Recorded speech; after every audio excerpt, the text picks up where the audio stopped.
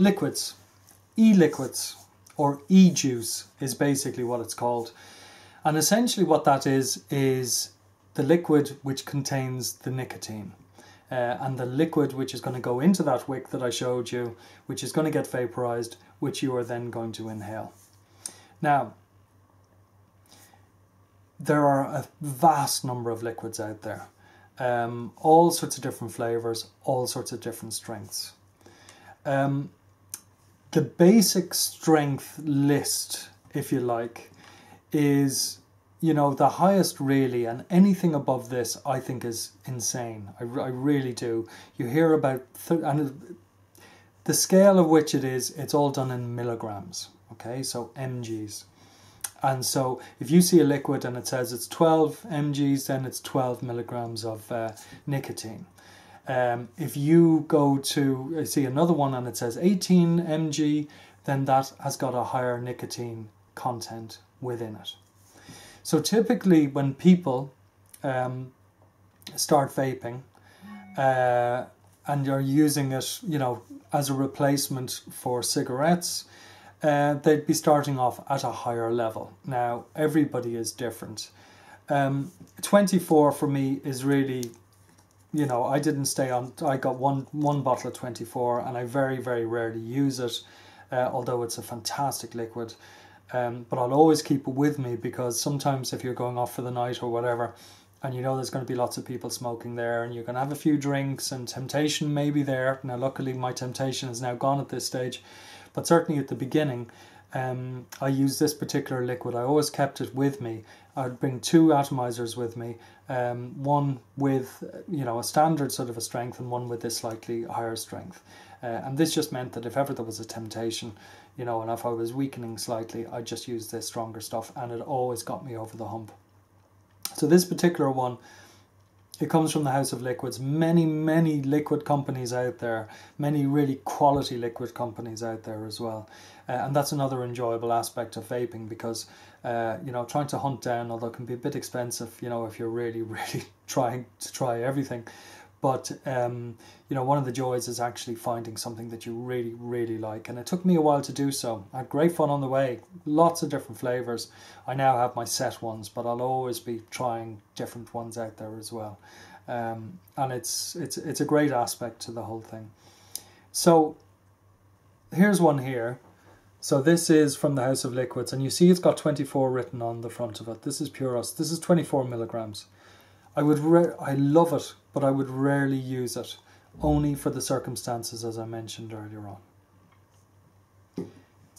Generally speaking, 18 milligrams, 12 milligrams, 6 milligrams, and 0 milligrams.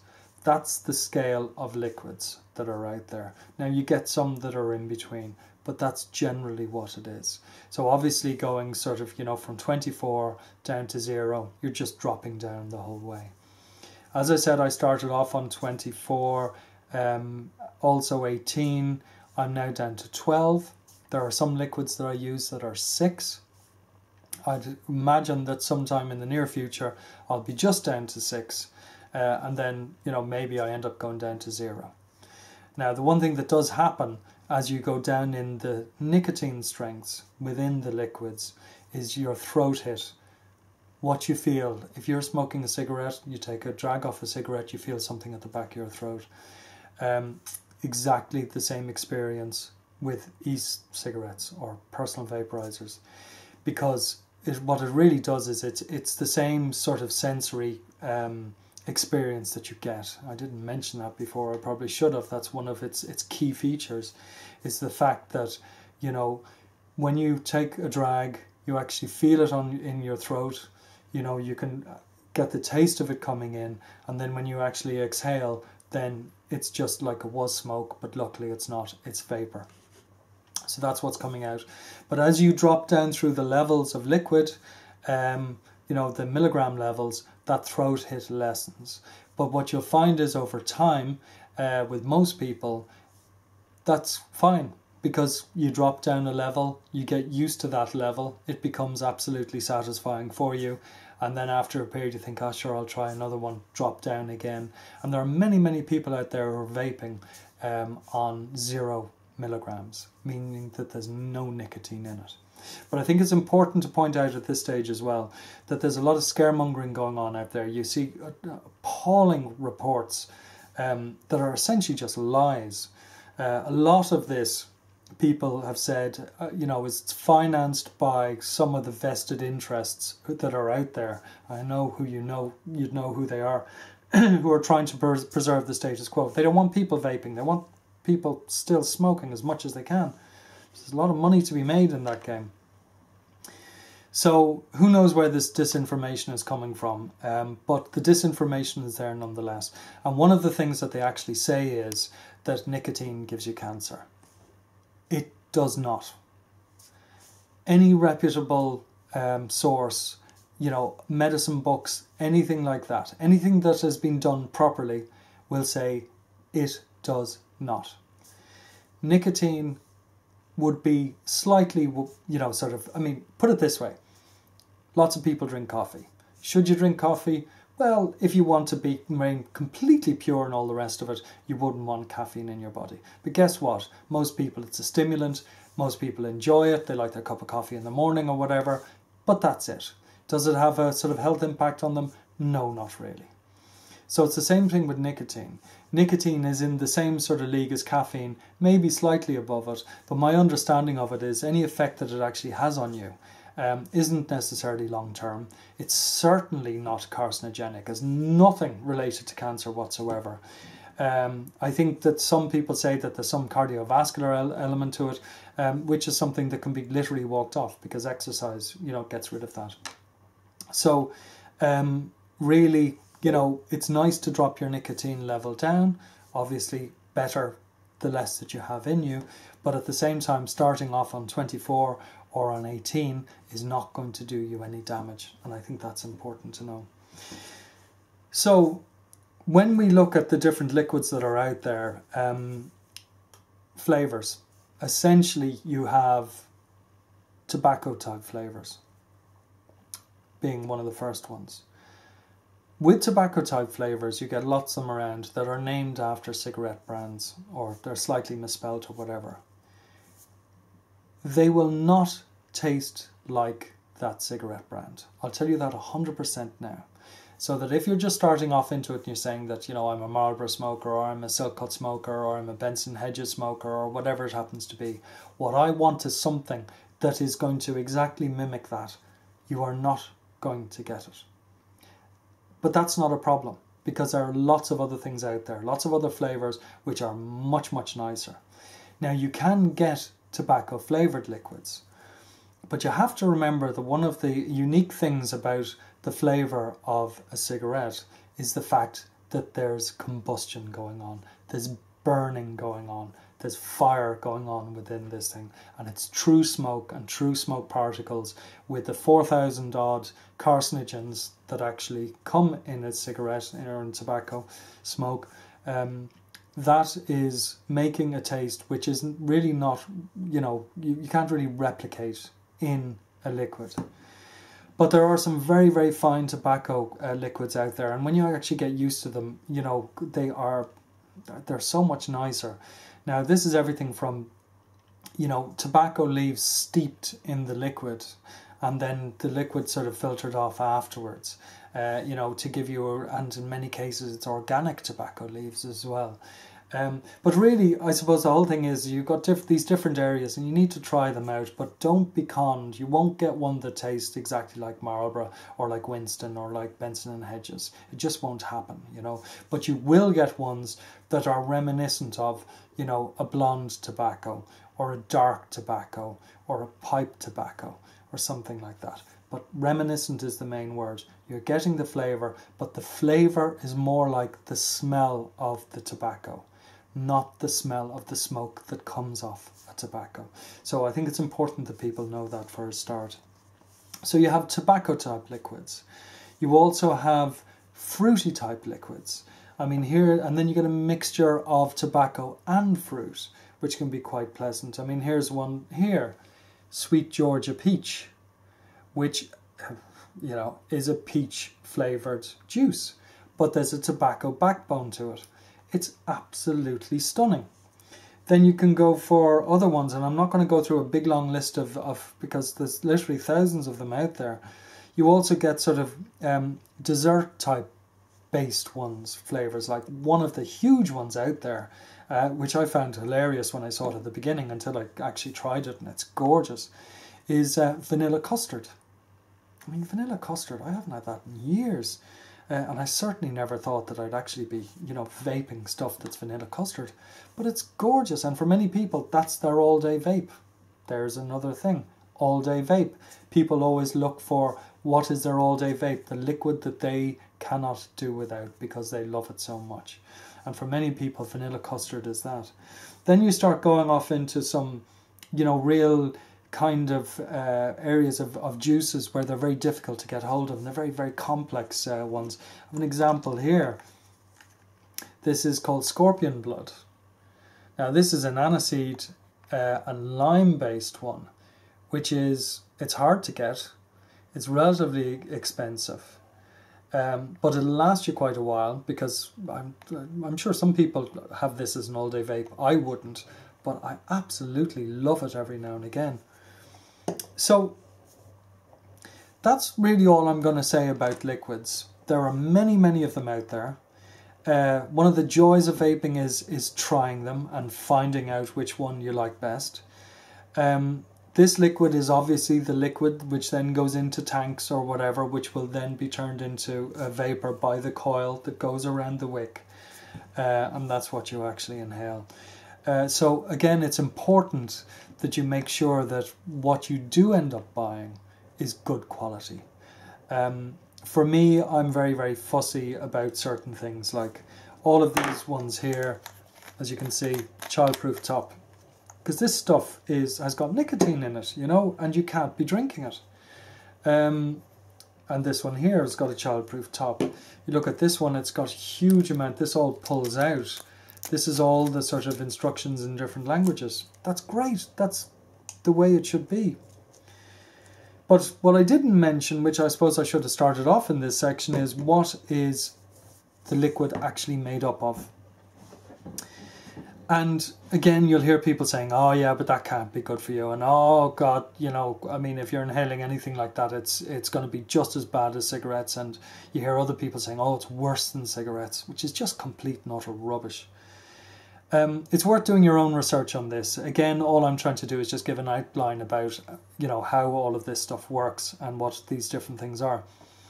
But do your own research, please, because, it's important that you verify, for yourself, and that you're happy in yourself that this is, as I know it is, which is a fantastic way of, it's a nicotine inhalation system. It's a sort of a smoking replacement thing, and it just works so well. Basically, liquid is made up of 4 constituent things. We have propylene glycol. Now, propylene glycol is, and I'll put the name up wherever it is, please do your own research on this. I mean, I will tell you what I think about it, but, what's important is it's your body, it's, you need to be convinced, or you need to be happy why it is that you're actually going to be vaping. And so as a consequence, you need to be sure of what it is that you're actually inhaling.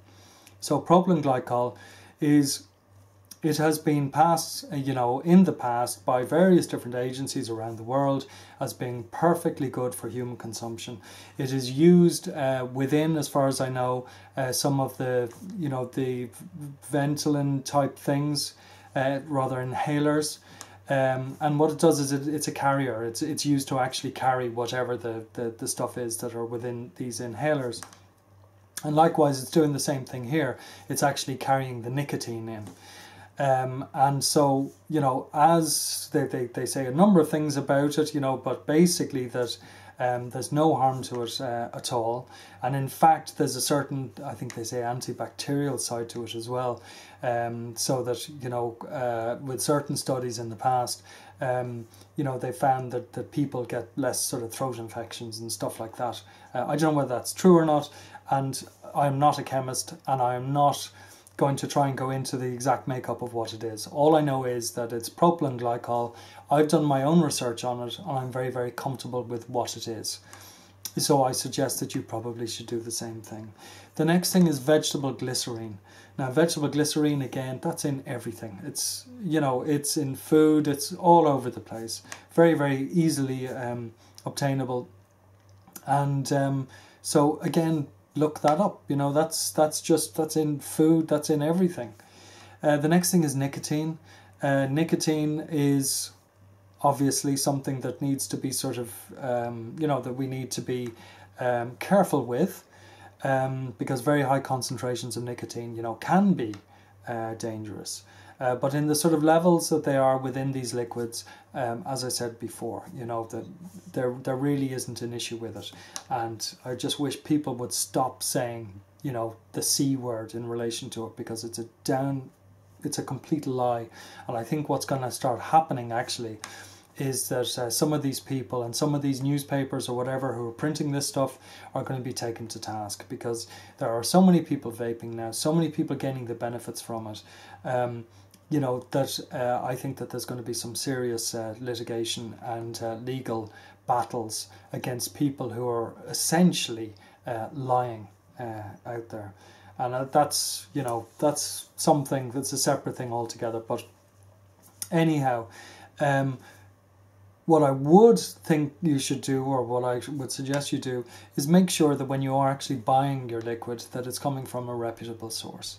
You know, that it's got all these bits and pieces on the bottles, the warnings, all of that sort of stuff. Because I think what that does is that always suggests that whoever it is who's actually making that liquid, if they go to all that effort on a bottle, you can be damn sure that they're making sure that they want repeat business, so the contents of the actual bottle are extremely good and extremely high. You do hear of this stuff being sold, you know, in sort of nondescript bottles at the back of cars and stuff like that. I wouldn't go near it. I really wouldn't go near it. Go to a reputable company. And again, all you need to do is go onto the Facebook pages, you know, or boards or anything like that. Do a quick look up and you'll very quickly find who are the big companies. What are the companies out there that have a good reputation? What are the companies where there are a lot of good reviews about their liquids? And you can be sure then that what you're buying is what the description is. These other ways, you know, of out of the back of cars and stuff like that, you just don't know what you're getting at all. The final constituent that goes into a liquid is obviously the flavouring. Now, the flavouring, for the most part, what they're using is they're using food flavourings. And then really it's a combination of what those food flavourings are. And, you know, I think that's where it gets really, really interesting, because you end up with flavours and mixes of flavours that you can't even really relate to food or anything. You know, they become flavours in themselves. And I think it's amazing actually, because the other strange thing is that you don't taste vapor. I don't anyway, personally. You don't taste it the same way as you taste food. It's a different kind of a thing. And so there are some food tastes that I wouldn't be very fond of. So I wouldn't eat them as food. But when you have them in an e-liquid, they can be really quite nice. So that's all I'm going to say about the whole liquid side of things. There are many of them out there, many different ones to choose from. Just make sure that when you are actually buying them, that, you know, the nicotine level within them is reasonable. As I said, anything over 24 is crazy, and really nobody needs that. Make sure that, you know, the packaging, when you see it, that everything is all nicely sealed within it, that it's, you know, obviously then been made hygienically, etc., and that it's coming from a good and reputable company. Another thing that I would say about liquids is some liquids, when they arrive, they don't taste as good as they will do in the future. And there's a thing called steeping out there. And steeping is essentially when you get your liquid, you take the top off the bottle, you put it into a cupboard somewhere, you know, dark, and leave it for a week. And what happens then is, because you've got a multiplicity of flavours within some of these liquids, it needs that time for them all to sort of bind and come together. so that you get this fuller flavour. And sometimes while that happens, you'll actually see the liquid going darker. It might start off as a sort of a clear, or a sort of a slightly off-white kind of a colour, and it might end up heading towards a sort of the brown colour, or the orange or red or whatever. Don't worry about that. That's part of the whole process. So that's it. That's all I'm going to say about liquids. So we'll move on to the next thing.